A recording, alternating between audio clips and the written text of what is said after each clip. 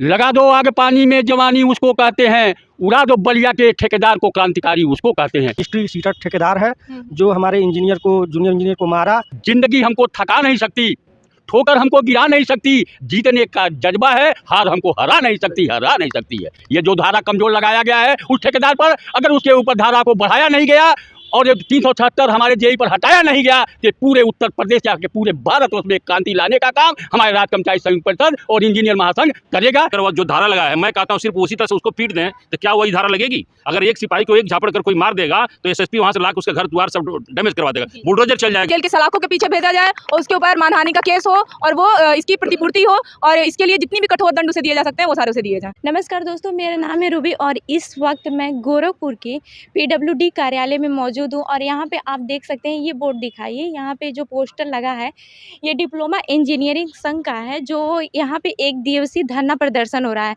तो आइए यहाँ पे जो लोग हैं मौजूद हैं उनसे जानते हैं कि ये धरना प्रदर्शन क्यों हो रहा है। सर, क्या नाम पड़ेगा आपका?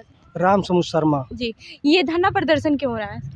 ये धरना प्रदर्शन विभिन्न जनपदों में जो जूनियर इंजीनियर के प्रति उत्पीड़न पर कार्रवाई हो रही है, चाहे वो ठेकेदार हो, चाहे वो हमारे अधिशासी अभियंता हों, चीफ इंजीनियर हों, अधीक्षण अभियंता हों, ये लोग जो हम लोगों का उत्पीड़न कर रहे हैं उसी के विरोध में आज एक दिवसीय धरना कार्यक्रम पूरे प्रदेश के मुख्य इंजीनियर कार्यालय में रखा गया है।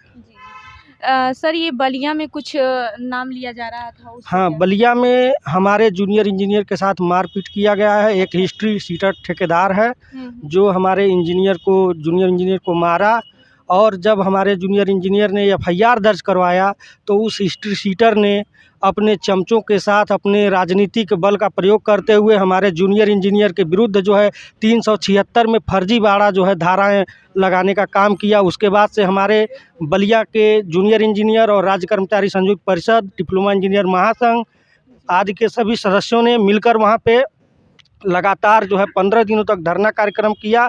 इसके बाद कल जो है इसमें 3 लोगों का जो है गिरफ्तारी हुआ है, लेकिन वो उसमें जो धाराएं लगाई गई हैं वो बहुत ही कमज़ोर हैं। इसके लीपा कौन सी धाराएं लगाएंगे? उसमें 504, 506 जो होता है वो नॉन जो है वैल्यूएबल वो होता है, उसका कोई मतलब ना, खड़े खड़े जो है उसमें वो हो जाता है, जमानत हो जाता है। यानी कि कहने का मतलब कि हमारे जूनियर इंजीनियर के साथ जो घटना हुई उसके सापेक्ष जो धाराएं लगानी चाहिए वो ना लगा के फर्जीवाड़ा तरीके से एकदम कमज़ोर धाराएं लगाई गई हैं, जिससे उनका काम भी हो जाए और हमारे जूनियर इंजीनियर का तो पीड़ा वही रहा। वहाँ पे लगातार जो है हिस्ट्री सीटर जो है ठेकेदार काम कर रहा है। सर, आपकी मांग क्या है? हमारी मांग यही है कि जो हिस्ट्री सीटर टाइप के अपराधी टाइप के जो हैं हमारे ठेकेदार, चाहे वो उत्तर प्रदेश के किसी भी डिस्ट्रिक्ट में, पहला नंबर तो वो हमारे कैंपस में घुसने नहीं चाहिए। वो फर्जीवाड़ा दूसरे के नाम पे काम करते हैं और हमारे जूनियर इंजीनियर के साथ जो है मारपीट करते हैं। उनके कहे अनुसार काम न किया जाए तो कभी कभी हमारे अधिकारी भी उनका साथ देते हैं। इन्हीं सब के विरोध में हम लोग धरना प्रदर्शन कर रहे हैं। सर, क्या नाम पड़ेगा आपका? मेरा नाम है अशोक कुमार पांडे, राज्य कर्मचारी संघ का उपाध्यक्ष हूँ।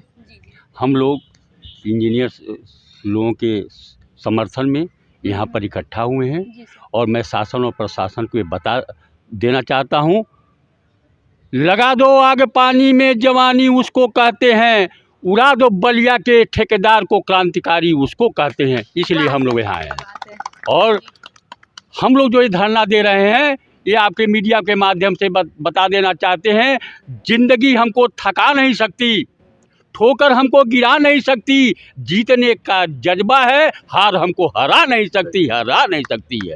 ये जो धारा कमजोर लगाया गया है उस ठेकेदार पर, अगर उसके ऊपर धारा को बढ़ाया नहीं गया और 376 हमारे जेई पर हटाया नहीं गया तो पूरे उत्तर प्रदेश या पूरे भारतवर्ष में क्रांति लाने का काम हमारे राज्य कर्मचारी संयुक्त परिषद और इंजीनियर महासंघ करेगा। इसी बातों के साथ मैं अपने वाणी को विराम देता हूँ। जय हिंद, जय।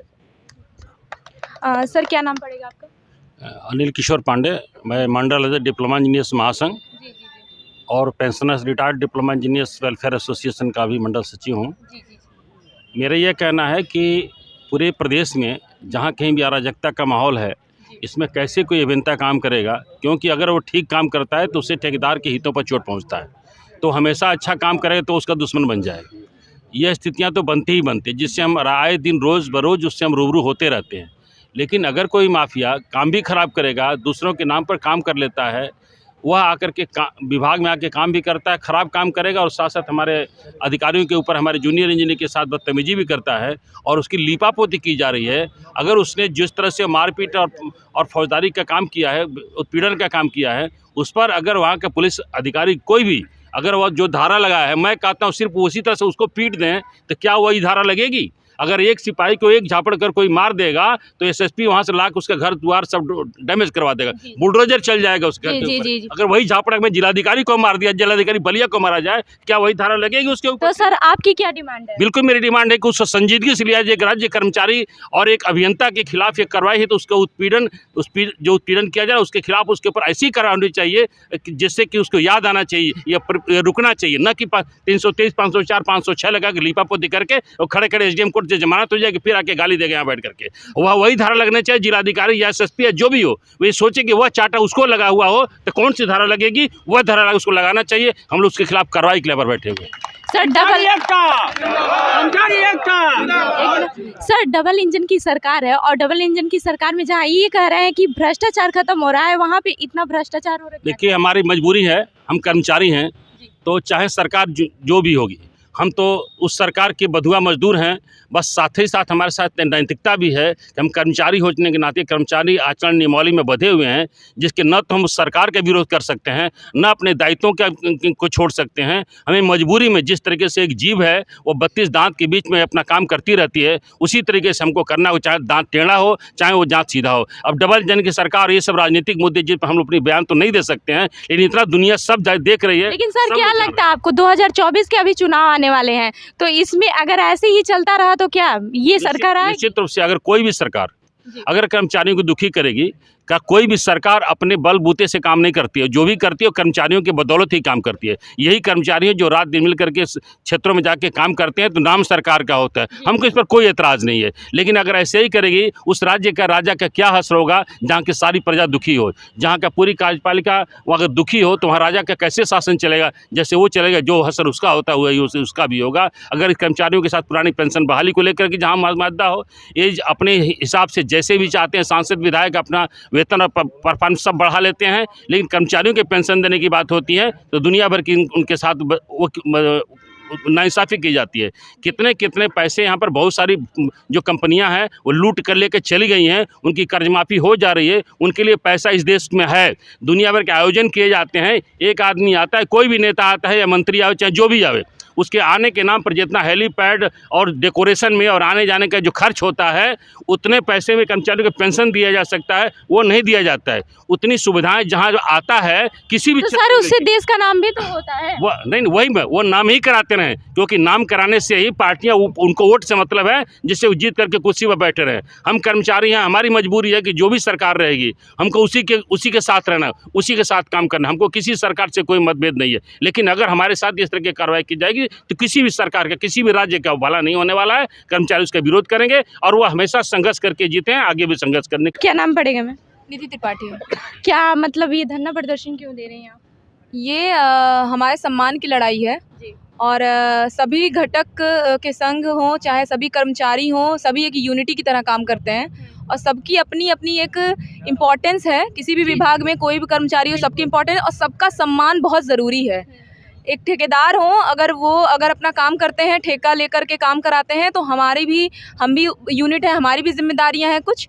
और अगर उसके बीच में कोई अनबन होती है तो उसका किसी के पास अधिकार नहीं है कि कोई किसी का अपमान करे। हम विभाग में नौकरी करने आते हैं सम्मान अर्जित करने के लिए समाज में, ना कि कोई आकर के हमें अपमानित करे। तो ये लड़ाई हमारे सम्मान की है, सभी अभियंताओं की है, सभी कर्मचारियों की है और इसके लिए हम लोग तब तक लड़ेंगे जब तक कि हमें इंसाफ नहीं मिलेगा और उस पर्टिकुलर ठेकेदार के लिए कड़ी से कड़ी कार्यवाही ना हो। जी, यहाँ पे आप एक ही महिला मुझे दिख रही हैं और कोई नहीं है क्या? 1 से 11 बनते हैं और 1 से ही 99 बनते हैं, तो हर एक कड़ी बहुत ज़रूरी है। अच्छा लगा मुझे आपको देख के यहाँ पे। जी बिल्कुल बिल्कुल। जैसे आपकी डिमांड क्या है? मेरी डिमांड यही है कि उस ठेकेदार के लिए कठोर से कठोर कार्रवाई हो। उसे अगर मेरा पर्सनल पॉइंट ऑफ व्यू पूछेंगी तो मैं यही बोलूँगी कि उसे जेल की सलाखों में डाला जाए। और उन्होंने एक सम्मानित पद पे उपस्थित एक अवर अभियंता के साथ जो दुर्व्यवहार किया है उसके साथ उन्हें पहली बात तो उन्हें सबके सामने वो क्षमा याचना मांगे, उनके ऊपर मानहानि का दावा किया जाए, उन्हें जेल के सलाखों के पीछे भेजा जाए और उनको ब्लैकलिस्ट किया जाए। और वो क्या, उनके कोई रिश्तेदार या उनके पति या बच्चे भविष्य में कोई भी ठेका ना ले पाए, ना कि दोबारा किसी रजिस्ट्रेशन से इस चीज़ को रोका जाए। आज ये एक के साथ हुआ है, कल वो सबके साथ हो जाएगा। तो हम यहाँ काम कराने के लिए आते हैं। जो सरकार बड़े बड़े माइकों में और ऐसे बोलती है कि हमने ये करा दिया वो करा दिया, वो वास्तव में कराता है कर्मचारी ही है। तो हर एक सरकारी कर्मचारी बहुत इंपॉर्टेंट है और अगर उसके साथ अपमान हुआ तो ये सरकार का अपमान है। तो इसके लिए कड़ी से कड़ी कार्रवाई हो, उसे जेल के सलाखों के पीछे भेजा जाए और उसके ऊपर मानहानि का केस हो और वो इसकी प्रतिपूर्ति हो और इसके लिए जितनी भी कठोर दंड उसे दिए जा सकते हैं वो सारे उसे दिए जाएं और सबसे ज़रूरी उसे जेल भेजा जाए और ब्लैकलिस्ट किया जाए। ये तो फर्स्ट प्रायोरिटी है। जी। तो ये आपने देखा कि यहाँ पे डिप्लोमा इंजीनियर संघ के यहाँ पे जो लोग थे धरना प्रदर्शन दे रहे हैं और यहाँ पे क्या इनकी डिमांड है, ये सारी चीज़ें आपने देखा। बलिया में जो हिस्ट्री सीटर है